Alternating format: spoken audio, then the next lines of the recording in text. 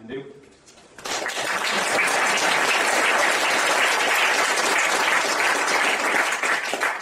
Thank you. Welcome everyone, and thanks for some numerous participation. Is this working? Yeah. Okay, thanks. Want to also thank Python Italy for the best EuroPython conference ever. That's my first one.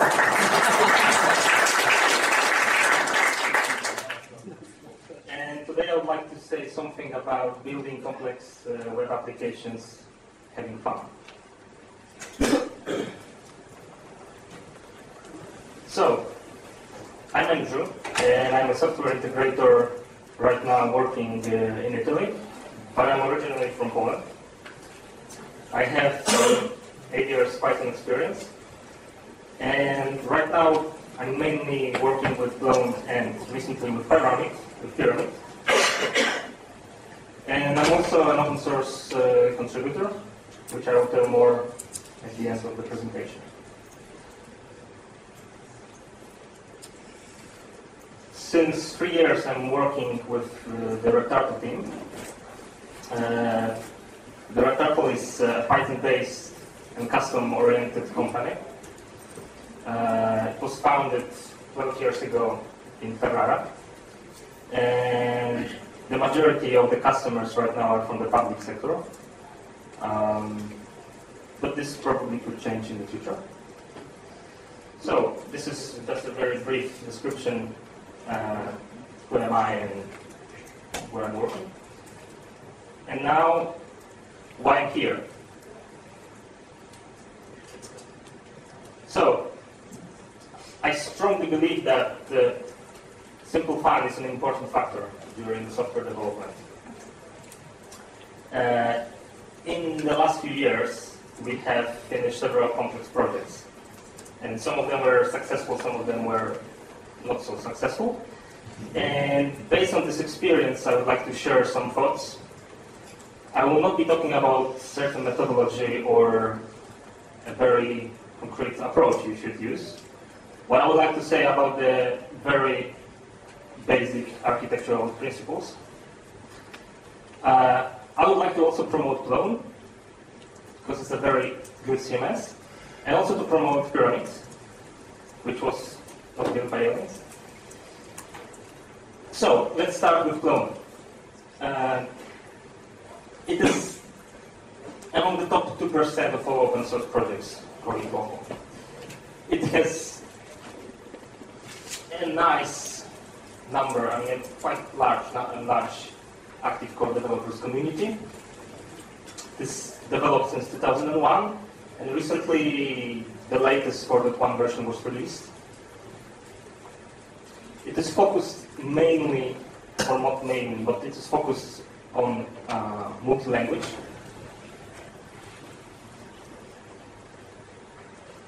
There are more than 40 languages available. And it has the best security track record of any major CMSs.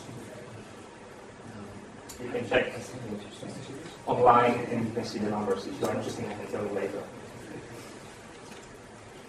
Those are one of the major Clone deployments. As you can see, quite big institutions and companies are using it. But Clone is not only about technology, it's also a little bit about the community and people behind it. So, the community is something very it's an amazing thing in Clone world. As you can see, it is growing very fast, and on each conference, you can see always additional people that are coming. And this is something that is really an amazing thing, and it makes some difference. I mean, you can see the difference comparing Clone with other open source, also Python communities. It's very helpful, and I'm really proud to be a part of it. So that was basically the Clone, the technology, and the people. Now let's move to Pyramid. So, anyone knows something about Pyramid? Not bad.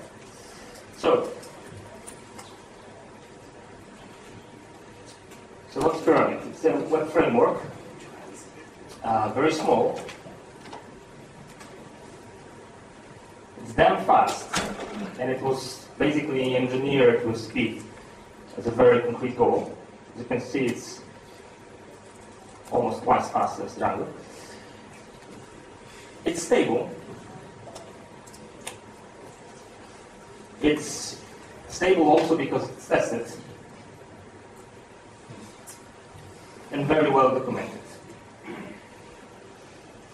So, this is a Python framework which is not a micro framework, but also not a full stack framework. It's somewhere in the middle, which, in my opinion, it's a big advantage, which I will tell more later. So, this is the reason why I'm here. I'm trying to show you some architectural principles. I will show you some examples of clone deployments, the pyramid deployments, and how you can work, how you can use those tools together and successfully. So I will start with a bad story. This will be the first from 2 use cases. This one is not quite successful. Any similarity to known technologies or institutions is purely coincidental, so I will not try to name anything directly, but I hope you get the point. So, first the customer. The customer was a large public sector entity.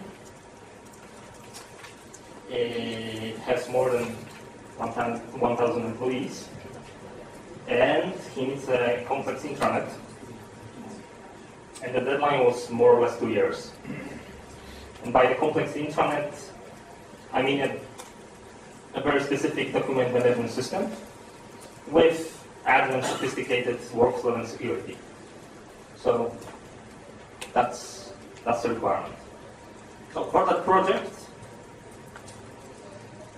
we have chosen a team.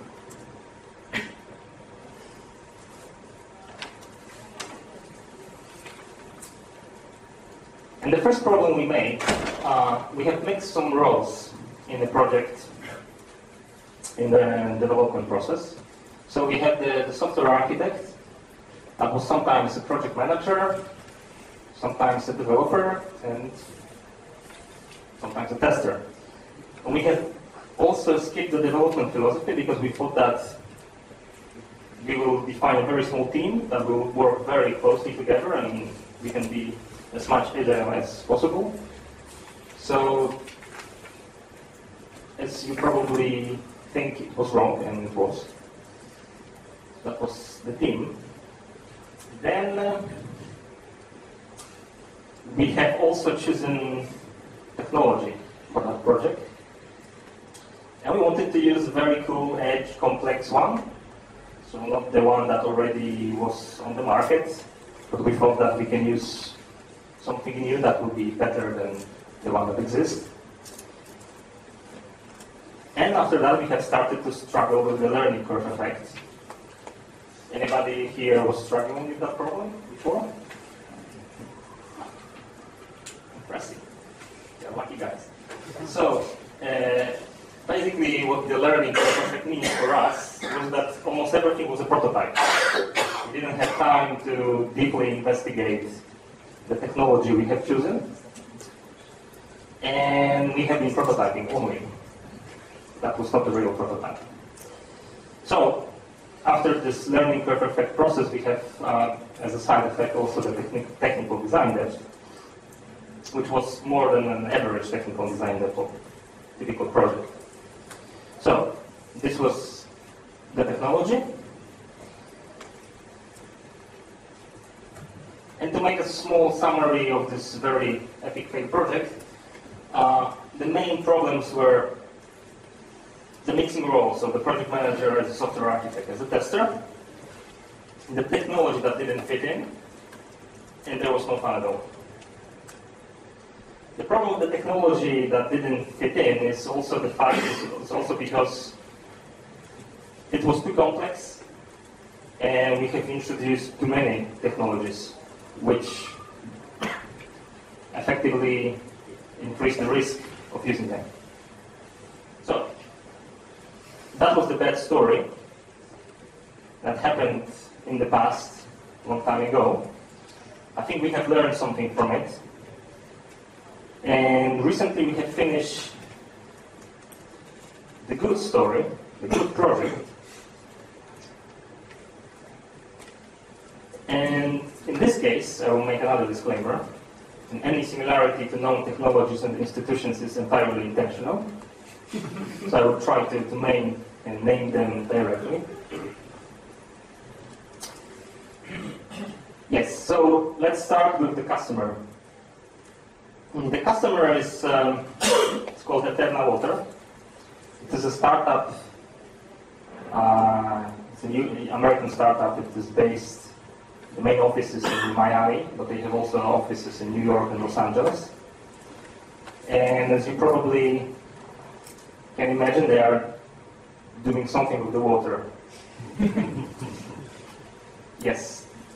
And yes, they are selling water, which is quite important part of the US market. But they are not selling water in bottles in a traditional way. They have their own water wave systems, which is a very sophisticated magic machine that can deliver still water, sparkling water that tastes like well-known brands, also juices, and maybe in the future a chicken soup, I don't know. But the machine is more or less like that. They have different varieties of these machines. The main customer of our company, so the main customer of Eterna is restaurants, bars, pubs, all those places where you sell beverages in a very enormous number. So, this is the customer that approached us, and what did they try to build? So the project requirements. They wanted to build a system completely paperless. So they wanted to make it completely digital. They didn't know exactly how to name that system. After spending months and weeks, we get to the point that it was something like almost a full ERP. And yes, so this was the main requirement, paperless sales. And by that, I mean a CRM, a sales management, a warehouse management, the e-commerce, and the support.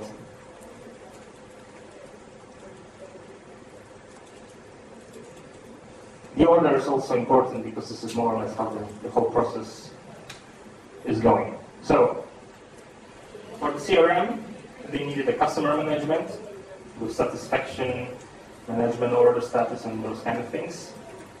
Some sophisticated reports, also for the machines they were selling, and some advertising campaigns and this kind of stuff. For the sales, they wanted to have a network management, sales network management, so all the sales agents in the US should be somehow connected with a tree structure, with additional permissions based on that and other features. They wanted to have invoicing and accountancy, the revenue counter for those sales agents that will automatically count how much money they earn, and also a discount management, a very small application that allows sales agents to discount machines. For the warehouse, they wanted to have a catalog management, so all the products they were selling, not only the machines, but also juices, accessories. One of the accessories was a Wi-Fi, suppose. It's a Wi-Fi card you can plug into the machine, and then automatically it sends information to the central server when it needs to change the filter, how much water it consumes, and so on. So those kind of stuff was in the catalog. And we need an application that will manage it. So there's also a warehouse management, quite classical one, and a logistic tracking. So every time somebody is moving a machine, basically machine, but also beverages, accessories between warehouses or between supplier and customer, they need to track everything, of course. Then there's the e-commerce, which is actually an online shop for those beverages and accessory stuff. There is a very sophisticated machine configurator, which I'm very proud of, because I made it, which is actually an interactive wizard for the customers and the sales agent guys. So it can automatically propose the best machine for the customer. So you need to input, provide some parameters, how many customers you have, how many tables in the restaurant, how many waiters, all the stuff. I mean, there's an enormous number of data it collects, and then based on some algorithm, it proposes you several machines that best suits your needs. So a part of the machine configurator, we have also online payments, and that concludes the e-commerce part. And the last one is the support. So every time the machine is broken, you need to have a filter change or emergency service, or the whole installation process, it's kept in the support. I know that the order installation process probably doesn't fit logically into this part, but from the business case point of view, the customer wants to put it into the support, so it is here. So those are the requirements, very shortly. And also checking from the business point of view, we have divided it into the intranet and the extranet. So the part that is available only internally in the company, and the part that is exposed also to the customer.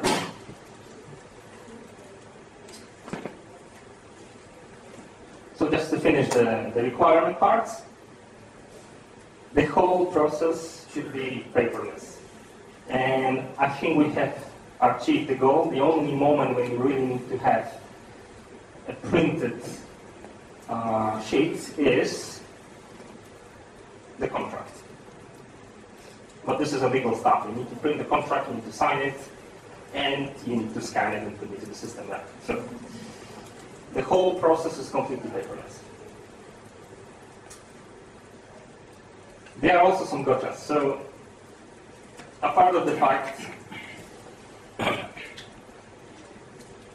that we didn't know that we are building an ERP from the beginning, we also didn't know all the requirements, because it is a startup, it was a startup. So the customer didn't have a huge experience in the market. So he didn't know exactly all the details for all those steps in the process. He didn't know exactly how the warehouse management will look like or should look like, and so on and so on. So yes, the requirements were not rock solid.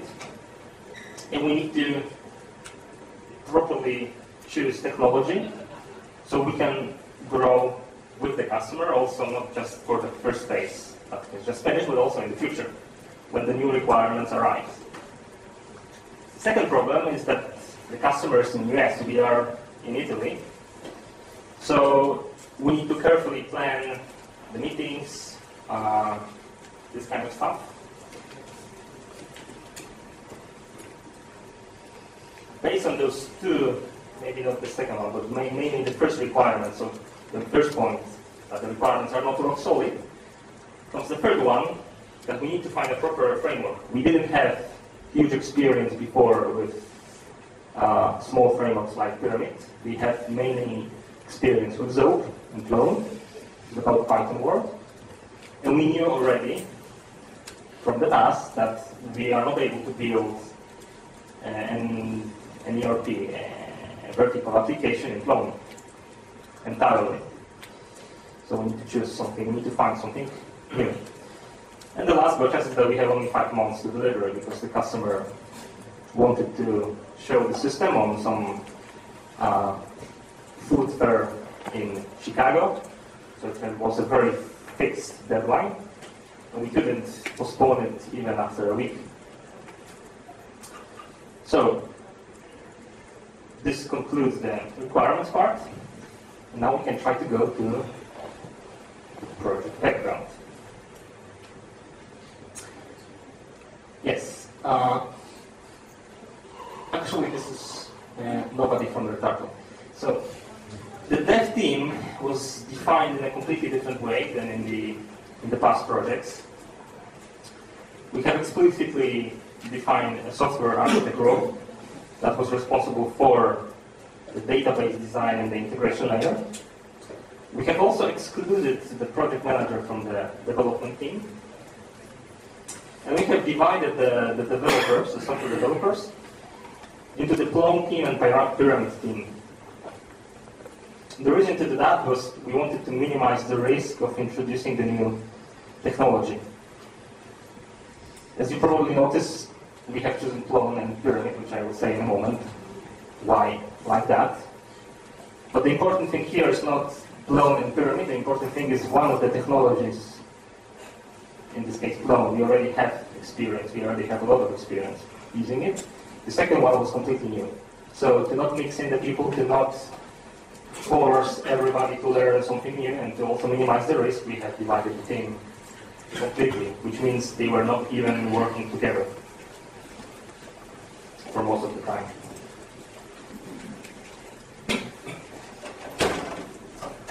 What was the result from this choice, and what was the side effect of this choice? First of all, we have just found that prototyping could be good and could be quite satisfying. You can have a lot of satisfaction from that. And we have spent roughly about 10% of our whole time for prototyping. Mainly, of course, in Pyramid, but also some parts in Plum. And we have also, it was not just a simple prototyping that we just make a draft package that enters production. We have put this whole process into an ongoing process. So we have been starting with a prototype, and we have learning new things. We have been improving things.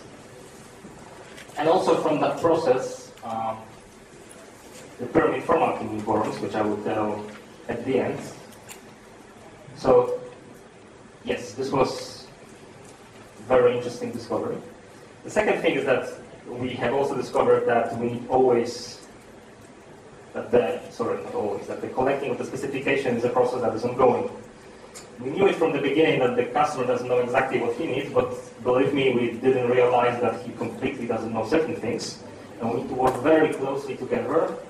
And I think sometimes we have also helped him to choose, from the technological point of view, to choose the proper thing. So this was also quite time-consuming task. The last thing, the last conclusion, the last side effect was, we have started to have fun using the software, mainly Pyramid, but also Plum. But Plum we already knew, so it was fun, let's say, on the same level, but Pyramid was fun to discover. That was really nice. So, now let's focus. If we know already the customer, we know the requirement, we know the team, we know how we have configured all those things, let's see what is the technology behind it, and how we have glued together everything. You probably already know that it's Plum and Pyramid.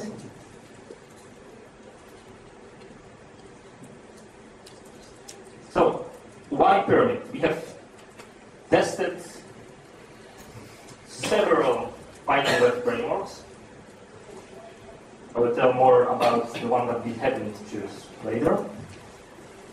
We haven't chosen later. So why Pyramid? Mainly because, what I said already, it gives you a great flexibility. So it's not a micro and not a full stack framework. It was for us easy to learn because the architecture is very similar to Zope. Maybe not similar, but it's not so far away. Let's say like that. It supports SQL Alchemy out of the box, which we have also experienced from the past. It has a great documentation, and believe me or not, it gives you a lot of fresh air during the development process, which connects a little bit to what I said before, that it gives you fun. You can substitute it as you like.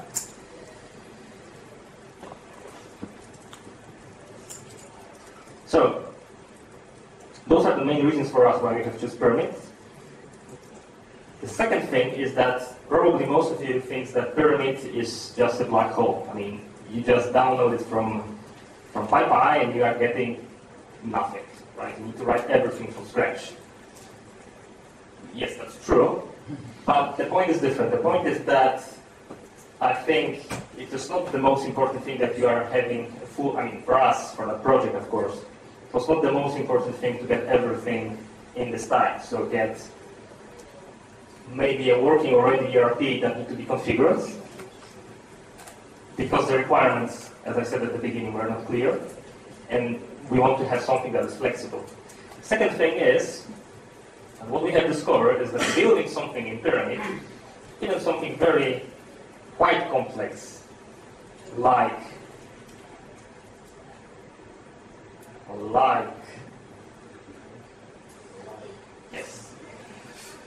a CRUD that extends the Form Alchemy package. It's not so difficult.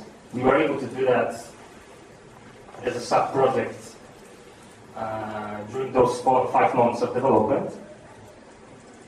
And what is very interesting about that is that it is really, comparing also to other frameworks, of course it is not as complex as what you get if you use probably, I don't know, if somebody knows something about Plone, he knows archetypes and the widgets and archetypes, they are much, much more complex, you have much, much more of them. But of course in this use case, we didn't need to have everything. What we need to have is just a multi-upload widget, something like a metrics Unix widget, that you can just change the kilos to pounds or meters to yards and so on. Remember that the customer is from US. We need an autocomplete widget and those kind of things. So building it was really not difficult. And so I really encourage you to not be afraid of pyramids, to not be afraid of building your own stuff and share with the community. And what I would say also later, what we did with this group, we have merged it with Pyramid from Alchemy project. When we have released it, there was a sprint, but more later. Okay, so this concludes the Pyramid part. Now, why Plone? Yes, because it's the best CMS. It's like that. It's enterprise ready. It's by enterprise ready, I mean you have hundreds of clone companies all over the world, so you don't have right now, nowadays. You don't have problem to find support, you don't have problem to find deployment, you don't have problem to find a company that will make a tailor-made project. It's mature, it's stable, it has a huge community that is actively developing it, and it has a lot of add-ons. I will just show 4 of them, which we have been using in Eterna project. This is the first one, which is the clone from Gen. Actually, it's a through the web form generator for clone, so you can give to your end user or to your customer a powerful tool to build their own forms with very sophisticated workflows, actions, and so on. In Eterna project, I mean, this is what we are always struggling with. This is a normal experience for the clone developers, that when you are giving a clone to the customer, he's shocked, right? I'm getting this for free. Yes, you are getting this for free.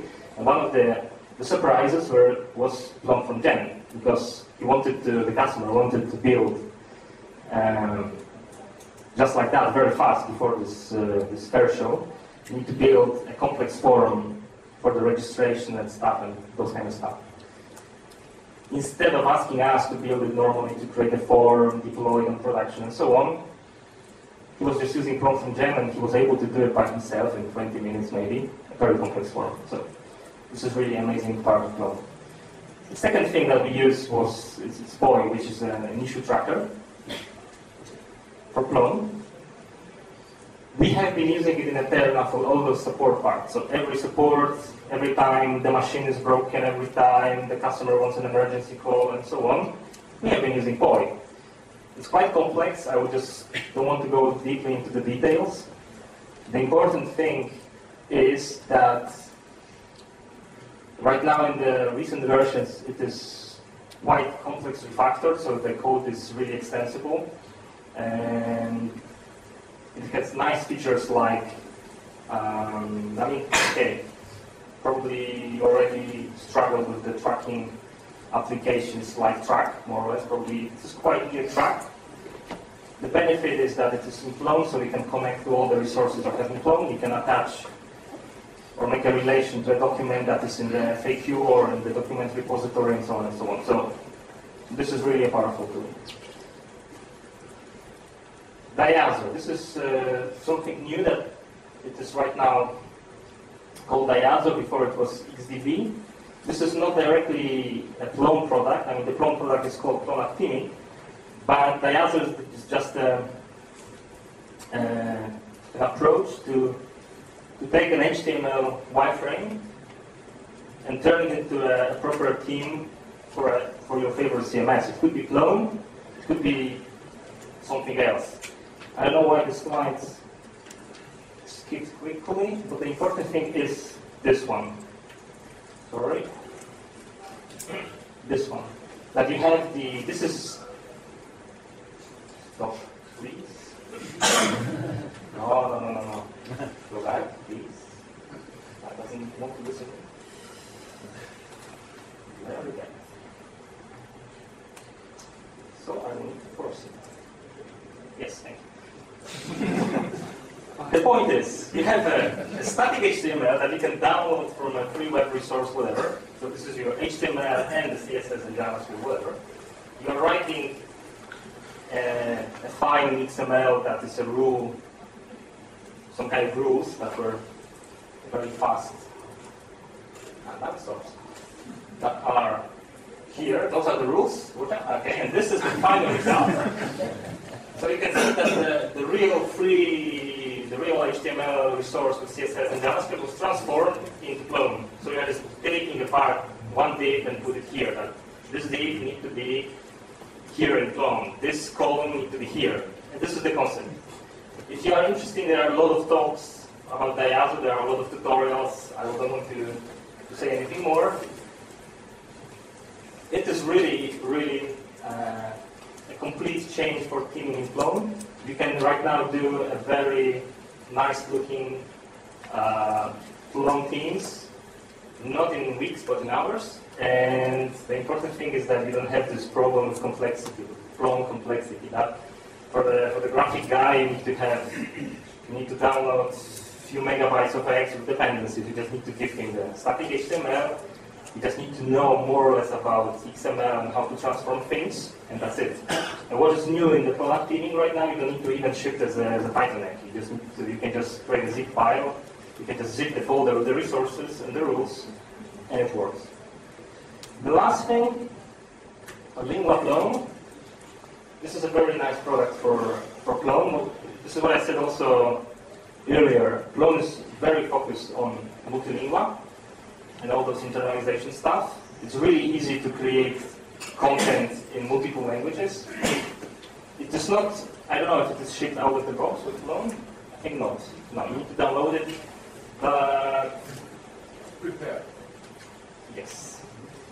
So we are not right now using it in Eterna, but we are planning to use it in the next phase because the customer will be going to other markets like Mexico and other things, so we need to keep all those things properly translated.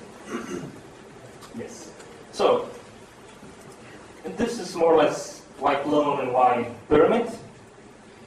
And now let's go fast to the integration part. And I will try to show you how we have forced pyramid to work with clone. The first thing we have used for the integration is SQL Alchemy. This is also the reason why we have chosen Pyramid instead of other frameworks, for instance, because it works with SQL Alchemy out of the box without any problems. And this is more or less what we did. We are using Postgres, there's SQL Alchemy part. There's then we have the shared model, the shared package, Eterna models, which contains just the models from SQL Alchemy. So it doesn't have any dependency neither to clone, neither to Pyramid. And then it is important that we use in those two applications. The benefit of this approach is that in Pyramid, of course, you can build those pyramid formatting forms and go on with the vertical application. In Clone, instead, you can directly create some very fancy reports working directly on Python objects because you are importing them from the Eterna models. It works really well. It gives you a lot of flexibility. And what is also important, you can completely disconnect the Pyramid team from the Clone team. This part, I mean, the main part here was done by the architect guy. And the Clone team was reusing just the Eterna models, and the Pyramid team was also just reusing it. So it also gives you the stability because you don't need to, you minimize the problem that somebody missed an attribute or something. Just have one repository for your models, you are reusing it in both applications. The second integration part was the authentication and authorization. Yes, this is more or less the concept we have in the project, in the Eterna project. We have two types of requests. At the end, the request is one, but it is using different paths. So if the path matches the clone part, for the authentication we are using path plugin set, C plugin. If it matches the pyramid part, we are using just the repose who plugins, let's say, which is the default. There's a default plugin in repose who. We are not using clone in the WSGI environment, so we could of course we can simplify everything by just using repose who for both. But then we will need to change the architecture quite a lot and just disconnect clone from the Zio cluster and so on, and just reuse probably not WSGI in Apache to serve both. We didn't want to do that. We have good experience with using Zio clustering, so we didn't want to introduce too much of the new stuff, remembering still the bad story. So this is our approach. And the storage is, of course, Postgres. So in the Postgres, we are keeping the users, groups, and roles. We are keeping them for both clone and pyramid. So when you are using this path plugin, let's say, for clone, it automatically substitutes the default clone security, right? So you are not storing users anymore in ZeroDB. You are not storing users in clone. You are storing them in clone in Postgres. Also the groups and also the roles, because the clone security is based on those two. We have simplified the authorization part in pyramids. We are actually using just a simple group mapping, so you just add the user to a group, and then in the code, we are attaching the group to certain functionalities and certain permissions. We have also the single sign-on, which was quite trivial and not complicated to add. In clone, in the bundle, you have already a clone session plugin that is using the mod auth. So this is what you have in clone. In pyramid, you have repose who plugin that is doing exactly the same. The only thing you need to just define and configure is the share key that needs to be the same, and the same cookie name. After that, it works. Maybe not directly out of the box. You need to make some very small patches in repose who plugin. Yes, exactly. But after that, everything works very smoothly. So we have the SQL alchemy, we have the authentication and authorization. And the last part of the integration part is the build-out. We are using build-out for the deployment. And because we are using the same Python version, we are using Python 2.6 for both clone and pyramid, you can just very easily, even if you are using different versions, you can also do that. But in this case, it is even more easier. So we are just using one build-out to rule them all.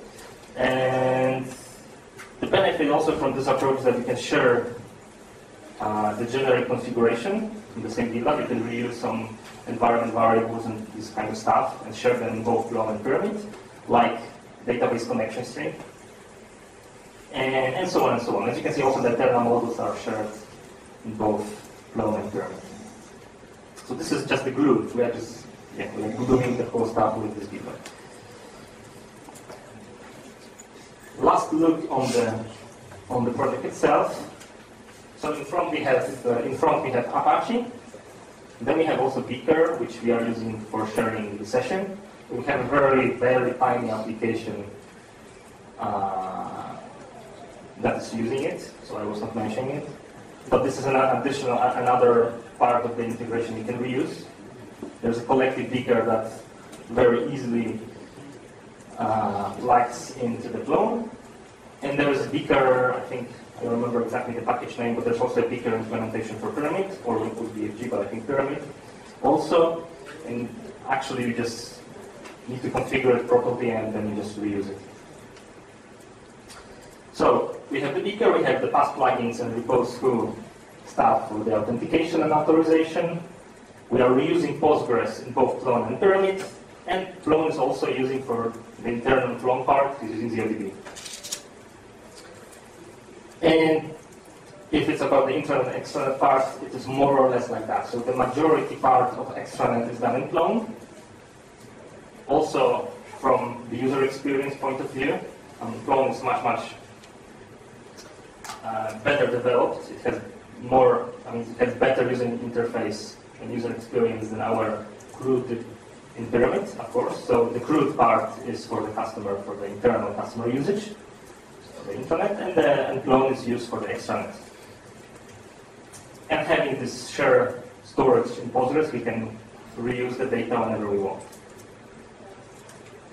Okay, so this concludes the integration part. I have only mentioned here those three main things. Of course, this concept can be later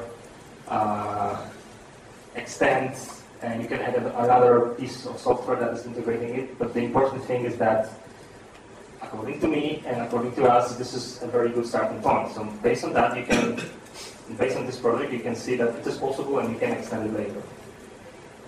So now it's the part for why not other competitors. So why we didn't use other technologies.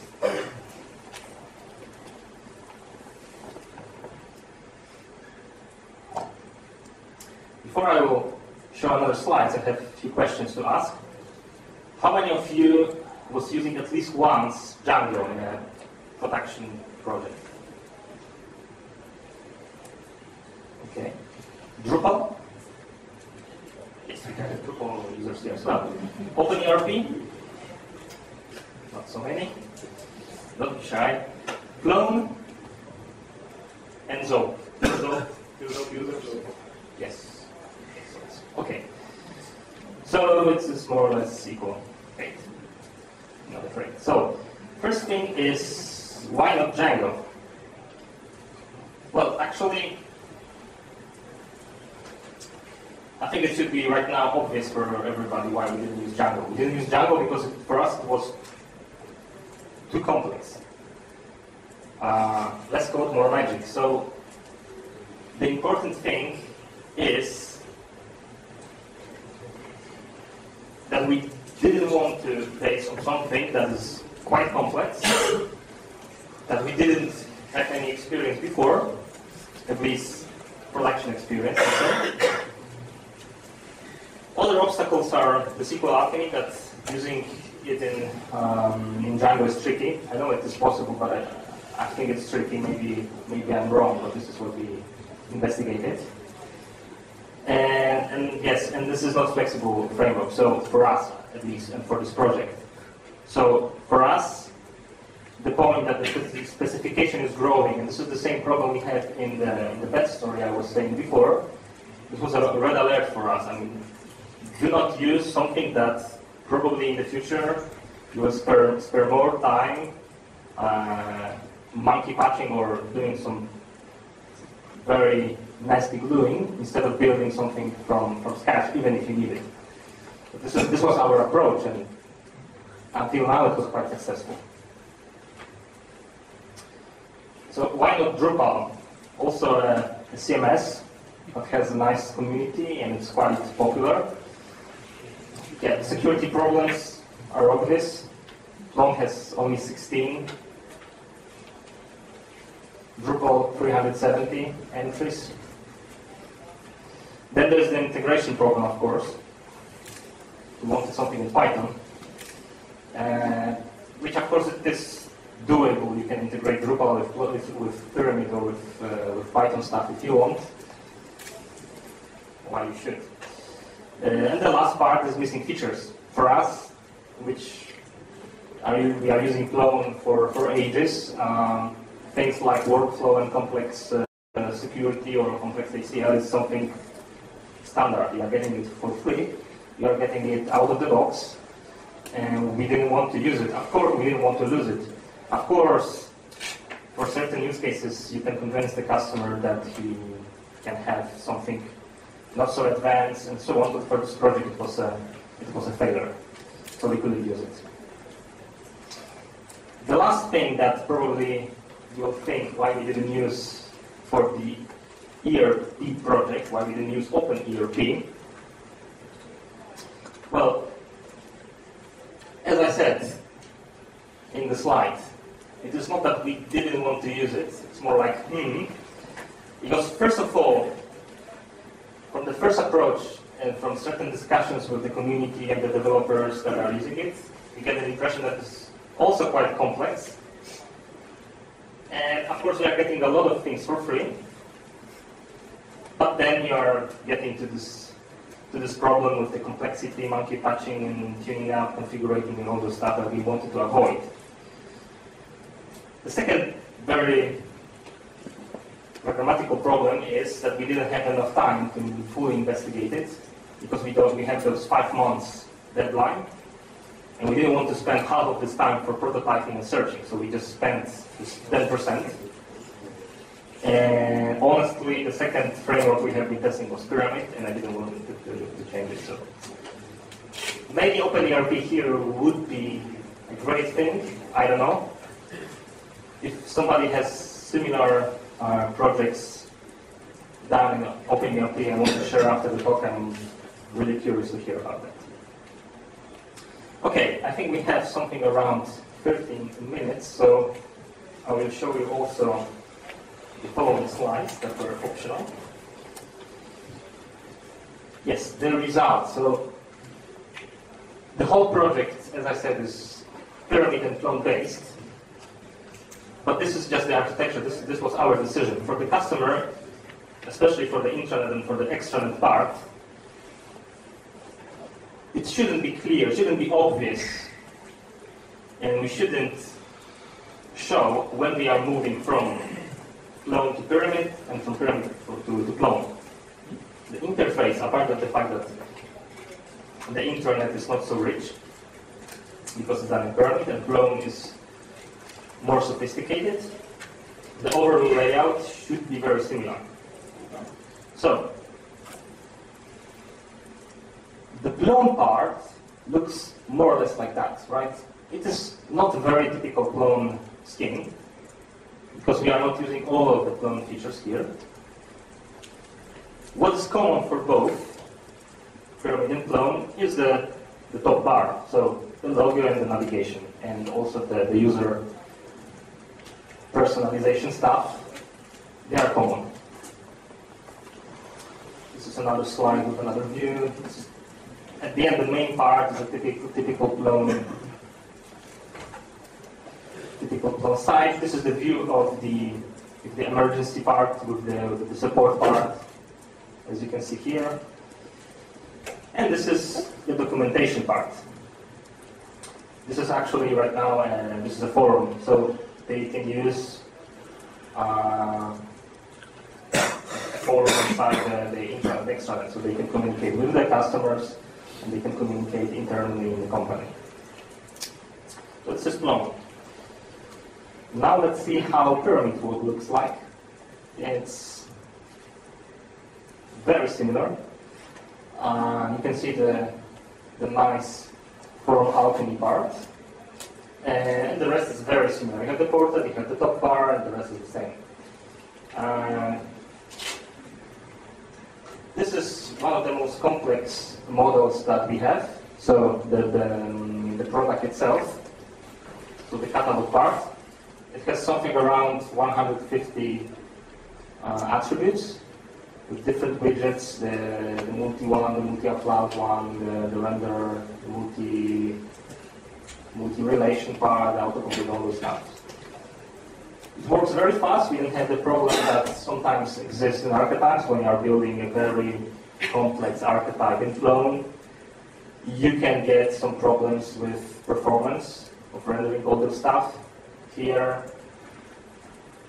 we didn't make any sophisticated stress tests, but for those use cases for more than 100 fields with complex widgets, we didn't find any performance issues.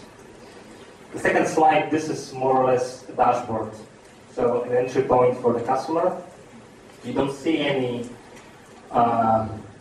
real-life data here. I was just making the screenshot quite fast. So normally here you have all the data filled in. And this is also pyramid. This is a typical from Alchemy widget based on, of course, jQuery. And the last part, some report stuff, and that's it. So this is the pyramid part. But a part of Flown and pyramid, and a part of the typical web use case, the customer also wanted to have a small part that will work only in iPad. So we did also a part for iPad only. This is the machine configurator I was telling you before. That allows the sales agent and the customers to configure the dream machine, let's say. Those are all the data they need to fill in. After that, you are getting some beverages to choose. If you want to have apples or oranges, that will be filling in, or whatever. If you want to still water or sparkling. You are providing some typical addresses, stuff, and some statistical information. So this part, actually, the iPad part was not built using From Alchemy, because the From Alchemy and Pyramid From Alchemy, especially, it is great for the typical web use case. So for the browser, for the PC, let's say, and this kind of stuff. The iPad part was very tricky to do it properly, because as you can see, the interface is quite rich. There are a lot of things that need to fit in, and this is basically a custom template. So we didn't want to customize the whole Pyramid From Alchemy part just to have 4 or 5 screens for the wizard. So we did it actually in Formish, which was actually not a big deal. So this is the iPad part, and that concludes the whole good story project. And now 2 slides of a summary. What matters after all those experience, the bad experience and the good experience? I have found that one of the important things is to find proper tools. I know it is not very bright, and probably most of you already knew it, but I will still repeat it, because I think sometimes there's a very big temptation to use a very edgy technology, and what is important is to find a proper balance. So the project should consist something which is innovative, but the major part should be built on the things that you already knew. So this is not only about the framework part, not only about the CMS which you are using, but also about the CSS toolkit, for example. I remember for the pet store project, we also used a very nice JavaScript toolkit, the XJS part, and right now, no, I think it's not called XJS anymore, or maybe it is, I don't know. But we could use it for the project. It was rich with widgets, it was very fancy. The problem is that we have also struggled with the learning curve effect. It is really nice for the very easy demo, but when you want to customize it, when you want to fix some very, very deep problem, you are spending weeks and you are not productive. So finding the proper tools that will be smart enough and that will fit into the project is the first important thing. The second is the roles in the project. And this one depends, of course, very much on the scale of the project, how big is it, and how long it will run.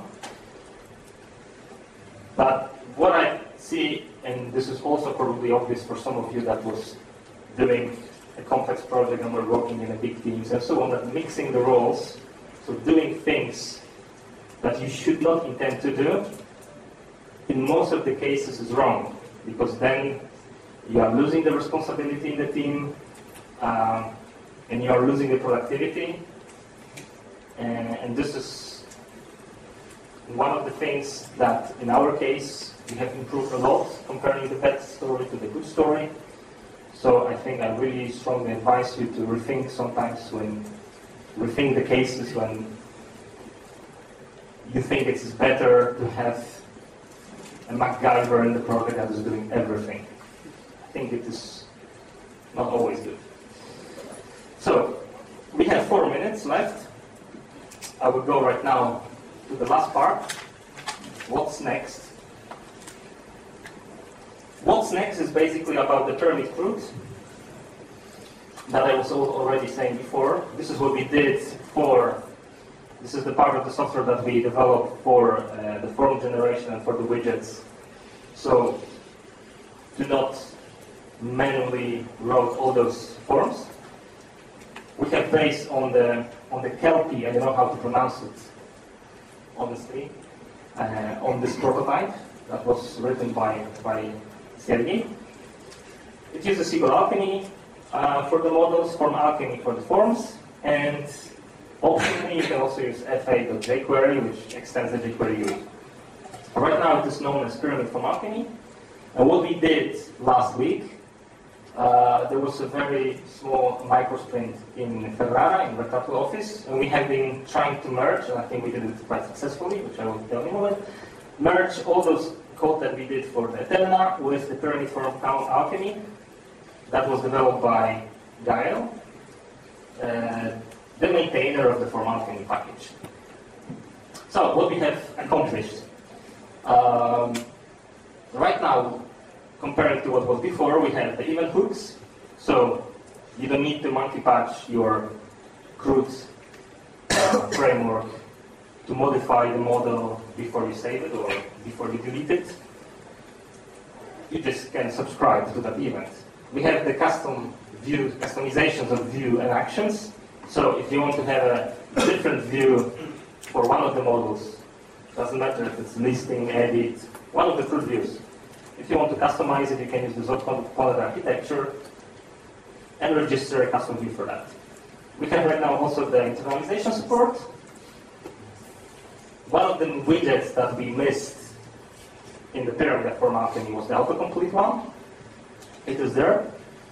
And we have also the paster templates, so right now it should be very easy to start up your project. If you want to test it, I will show you in a moment how to do that. Really easy. The plans, what we have also started to do is the fun static integration. Anybody is familiar with fun static? Yes. It's a very fantastic middleware that, first of all, you can just try to imagine it would be amazingly great to be able to write JavaScript dependencies like we are doing in the Python packages.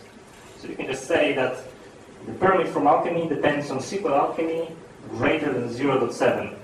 And you just write it in your setup PI, and you don't care how it works, but it works. This is more or less what you can do with the fun static. You can make the dependency between the JavaScript that you are using. Of course, it is much, much more. But this is one of its greatest features. And this is the plan. We have a very good startup. I don't know how complex it is right now. Okay. It's almost done. It's great. So, this is the pacer just like I was saying, just pipping some pyramid from alchemy, and then paste or create pyramid from alchemy in your application. It will create you the typical demo pyramid from alchemy application with the FAJ query, all the new stuff that I was showing before. You can play with it, you can see how easy it is to define models and get out of the box nice forms and so on. More details are available on our blog post, so we can see the whole summary of the sprint. And I would like to thanks again to the sprinters, to Gael, to Patrick that is here. I think we can have a small ovation.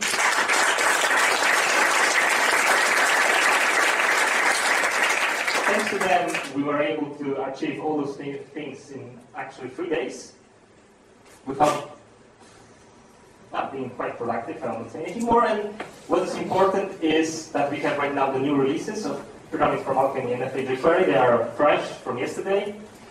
Everything that I was just saying, all the documentation, everything is updated. You can go there, launch the spacer script.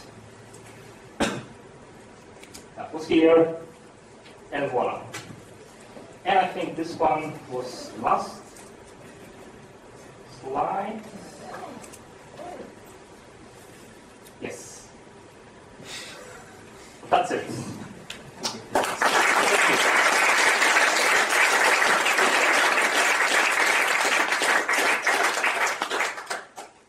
Are there any questions?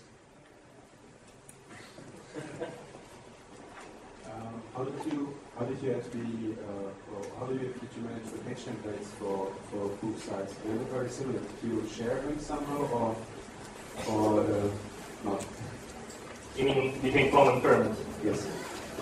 No, they are made completely separate. I mean, the design is the same, of course. The CSS is, I think, 30-40% similar, shared, but the HTML is done from scratch. So we have that temptation to use diagonal, maybe we'll make more deliverance to skin both of them, but honestly, we thought that it would be faster. In the end, the views are not very complex. Anybody else? Okay. Thank you very much, and I hope you will at least try Pyramid from Alchemy and Pyramid for your next project or next prototype.